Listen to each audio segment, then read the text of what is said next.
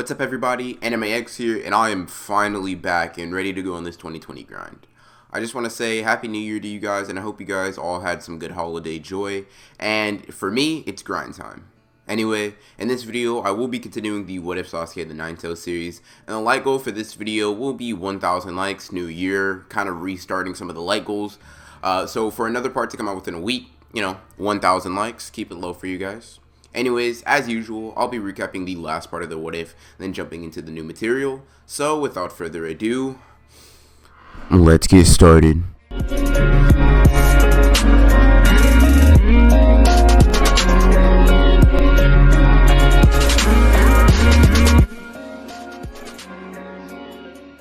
Now, in the last part of this What If, we basically dealt with the aftermath of the Uchiha massacre, with Sasuke living with Minato, Naruto, and Kushina now, and then basically living together as a whole. We also dealt with Sasuke and Kurama's first interaction in this What If series, so that is pretty interesting, and if you guys do want to go watch that in detail, or if you guys haven't seen it or whatever, I will leave a link to that series down below just in case you guys are interested in that. Now, we left off the last part with Team 7 finishing and passing the bell test, with mostly it being a combination of teamwork between Naruto and Sasuke, although I guess Sakura proved to be useful for once as a decoy. So that's where we'll jump right back into the story. Now, like I said, we left off with Team 7 finishing and passing the bell test, so they go on a couple of low-rank missions that are meant to get them acclimated to being Genin now. Although Naruto and Sasuke are both somewhat impatient with this and want to go on better and harder missions, which results in them getting to escort Tazuna back to the Land of Waves. While on their way there, just like in the original, the team is ambushed with Kakashi being supposedly killed by the two demon Chunin brothers.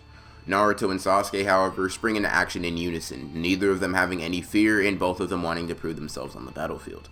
Sasuke sweeps both of them off of their feet, with Naruto coming in off of Sasuke's back and kicking them both while they're in the air. Kakashi comes back, showing that all he did is substitute after he was attacked, and after using the substitution jutsu, he's clearly impressed with Sasuke and Naruto's immense skill, talent, and their ability to work as a team, and congratulates them on a job well done.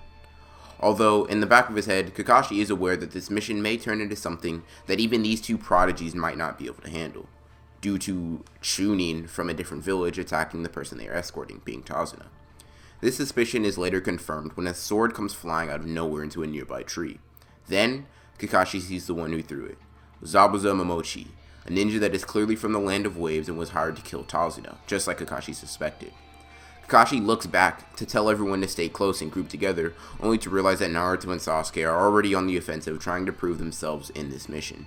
Those idiots are going to get themselves killed.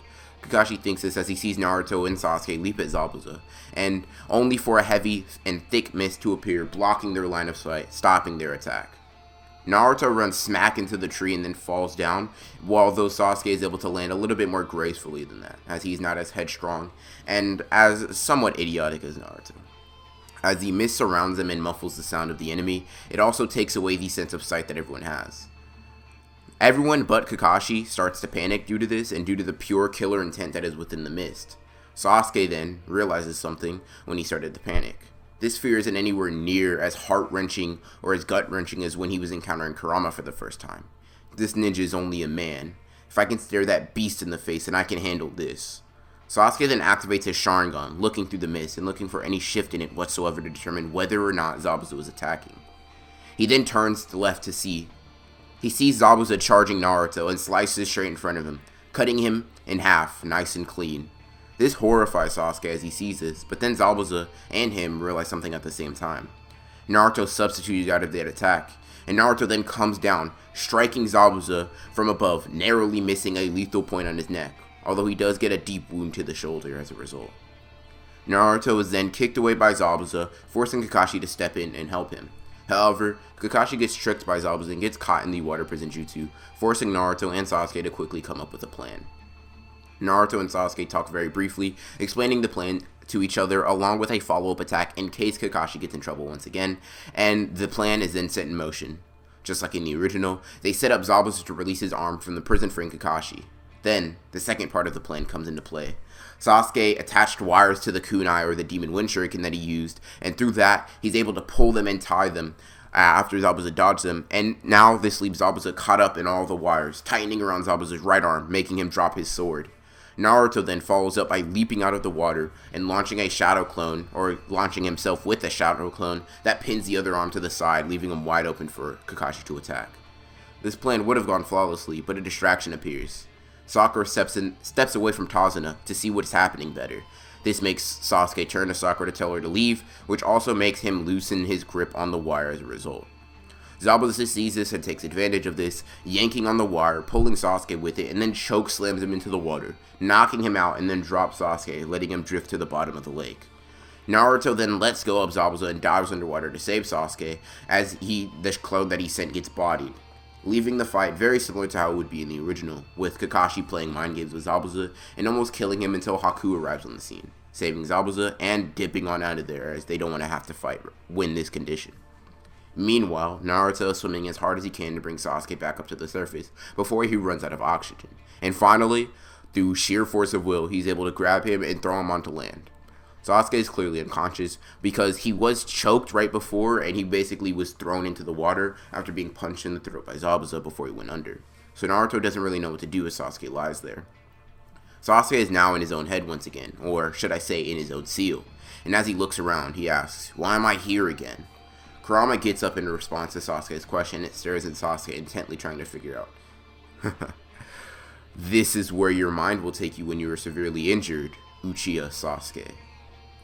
I will heal you from your current injuries, but mark my words, I will only heal you when it's beneficial for me. Because when I break out of this seal, I'll kill you along with the rest of the Uchiha clan, being that scum Itachi when I do." Sasuke falls back in fear, but soon is yeeted out of the seal as he wakes up coughing up water onto the ground. Sasuke sits up, and as soon as he gets up, Kakashi covers his Sharingan with the headband and passes out, overusing the Sharingan. Tazuna decides to let them stay at his house for the time being while Kakashi rests. During this week of aimlessness, Naruto and Sasuke go to their normal routine. Train, spar, and train, and spar some more. When the two spar, Sakura just watches them, infatuated with both of these ninjas, and amazed by the skill and finesse at which these two fight. Sasuke fights so gracefully, almost dancing with every move. Although everything is seemingly calculated with that Sharingan of his, he never has an expression on his face when fighting. Naruto, when he fights, his eyes gleam with excitement. Naruto is much different. Although he's probably just as skilled as Sasuke, when he fights, he doesn't have the same graceful or effortless feel that Sasuke does. Naruto looks like he is trying his hardest to even touch Sasuke, while Sasuke couldn't look more carefree and at ease. Naruto also has a huge smile on his face when fighting Sasuke, yet his eyes show that Naruto is concentrating just as much, if not more than Sasuke with each strike. Looking, watching, analyzing, and scrutinizing every detail like Sasuke does. The two seem to be perfectly countering each other, no matter what, blocking and parrying attacks, dodging or weaving through punches and kicks. This is how the fights always start. Purely taijutsu, until one of them decides to kick it up a notch, taking the fighting up to 11. Usually Sasuke, who is more impatient, will launch a fireball that catches Naruto in it, only to reveal that it was a clone. This training goes on until Kakashi finally recovers and starts training them in chakra control so they can advance as ninja. Just like in the original, Naruto and Sasuke find a rivalry in this as well, with Sakura actually being the best at this, able to pick up on it in a matter of a few tries. After this happens, Tazuna heads to the bridge along with Team 7 so he can get to work. This is, of course, after Naruto and Sasuke master the ability to run up a tree with their chakra control. This is where the final confrontation occurs, however. Kakashi then starts his fight with Zabuza as he and him start scrapping, and Sasuke starts fighting with Haku before Naruto can even get in any action. Naruto just watches as Sasuke goes on to basically outmatch and outspeed Haku at every turn, showing off his general level of superiority to him as a fighter. This is until Haku deploys the demonic ice crystal mirrors, which Sasuke gets stuck in. Within these mirrors, Sasuke is getting obliterated by Haku, clearly unable to react to the sheer speed that Haku is putting on display. Naruto, seeing this, dives into the fray without any hesitation, hoping to help out Sasuke, who he sees as a brother, out of this situation, but he finds himself struggling as well. Haku's speed is too overwhelming, with neither of them able to perceive Haku's movements, at least at first. Naruto and Sasuke, however, both start adapting, although they do adapt in their separate ways. Sasuke's Sharingan allows him to start seeing Haku's movements, although he's barely able to avoid fatal blows from him.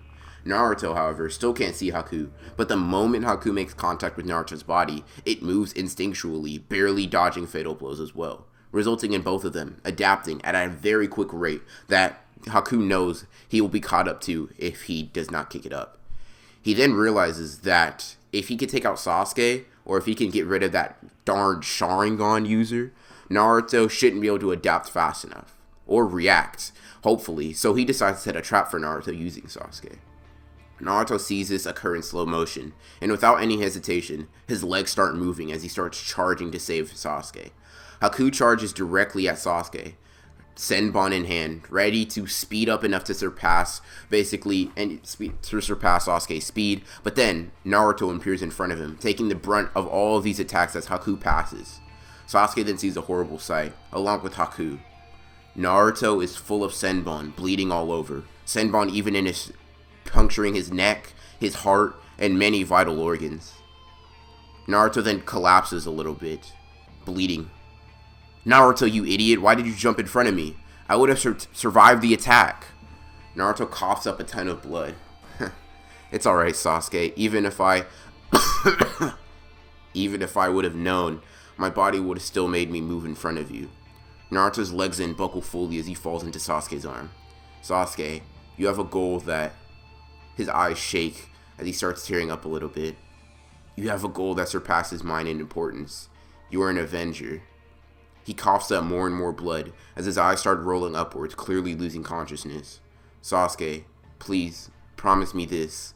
If I must die here, if I must die on this mission, you must avenge your clan. And please, Sasuke, for me, become Hokage. Naruto's head then turns as one tear falls down his face, although he has a smile, and he slumps completely. Naruto! Naruto! Your friend was a worthy ninja and a skillful opponent. You must have been lucky to have a friend like that. Haku says this behind Sasuke. Shut up. Just shut up already. Sasuke's chakra then starts turning orange, and the chakra starts swirling around him in a strong torrent of wind. I'm gonna kill you. And that's a promise. Sasuke then starts screaming as the Kyuubi's hatred and his mix, allowing him to bring out a ton of chakra.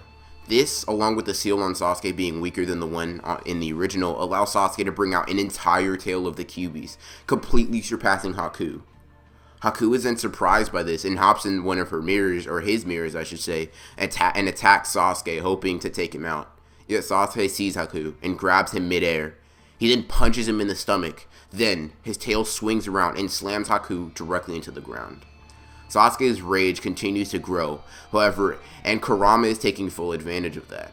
He is revving up Sasuke so he can continuously weaken the already weak seal, so Sasuke is currently growing even more in the power that he has. Sasuke is about to sprout another tail when he feels something grab his leg as he's pummeling Haku. He sees Naruto looking at him, eyes half open, but clearly alive, awakening from the unconscious state. Sasuke's overwhelming hatred is dispelled almost immediately when he sees that Naruto is alive, and he falls down to his knees looking at Haku. Haku, bloodied and beaten, sees Zabuza in trouble, and forces himself to sacrifice himself just like in the original. Everything else plays out similarly, as well, with Zabuza dying after killing the mob boss who sent them on the mission, and Naruto and Sasuke basically out-bluffing all of the thugs that were about to attack. After this, everyone heads back to the village, and they debrief Hiruzen on the mission. Or, I should say, they debrief Minato, who is still currently the Hokage, although Hiruzen is there as well. Then, Sasuke and Naruto, after Minato comes off of his shift of being Hokage, they ask Minato something. First, Naruto asks, Dad, I need you to train me and teach me how to learn the Flying Raijin. Minato smiles and nods as he is glad that his son is interested in getting a lot stronger. Then Sasuke steps up to Minato, a little less confident than Naruto, but he asks nonetheless, Lord Fourth, can you redo this seal? I don't think it's strong enough. Minato looks concerned for a bit as he's worried that Sasuke might let loose some of the Nine Tails, but then he smiles, putting on a confident facade. Sure, Sasuke, let's go handle that right now.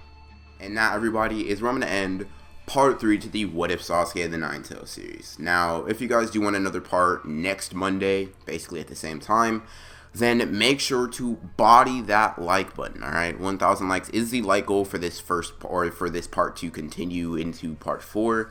And if you guys do want more what ifs of this type, or you guys do have a bunch of what if suggestions, whether they be one shots or other stuff, I am a lot more open to ideas than I was previously, as I am trying to put out as many what ifs and give you guys as much content as possible. Expect a video tomorrow, and in case you guys aren't aware of the schedule, if I didn't already put it on the community tab by the time that this video is being released, expect the what if Naruto at the 10 Tails part 11 or part 10, depending on where I am. One of the parts to that is going to be coming out. Alright, so hope you guys enjoyed the video, and hope you guys enjoyed tomorrow's video. So that's it, guys. I'll leave links to my Discord, my Patreon, my Instagram, my Twitter, all that type of stuff down below. But that's all I have for you guys today, alright? In terms of when I'm going to be streaming and that type of stuff, I will let you guys know that in the community tab. All you guys will be updated, since they know I haven't been able to do that for a very long time. We're getting right back into the swing of things with the vengeance, alright guys? Daily grind, 100k by the end of 2020. Just letting you guys know that is the goal. Anyways, hope you guys enjoyed the video. And as always, guys, this is AnimeX, signing off.